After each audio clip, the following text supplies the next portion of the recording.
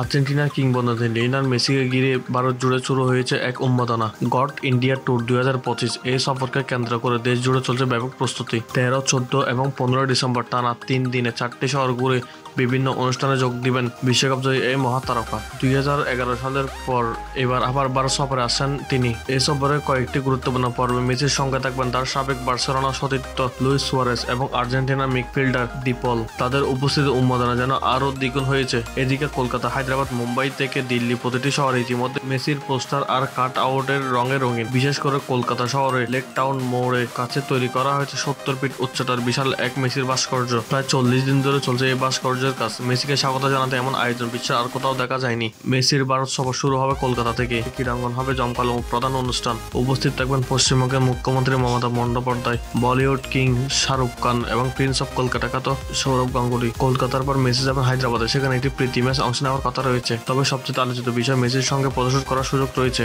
মাত্র 100 জন ভাগ্যবান পাবেন এই সুযোগ, আর তার জন্য গুনতে হবে প্রায় 10 লক্ষ রুপি। 14 ডিসেম্বর মুম্বাইতে আরও একটি ফুটবল ইভেন্টের অংশ নেবেন তিনি। আর সফরের শেষ দিনে দিল্লিতে ভারতের প্রধানমন্ত্রী নরেন্দ্র মোদীর সঙ্গে সাক্ষাৎ করতে পারেন তিনি। মেসির এই সফর শুধু ফুটবল ভক্তদের নয়, পুরো ভারতবাসীর কাছে এক ঐতিহাসিক মুহূর্ত হয়ে উঠে চলেছে।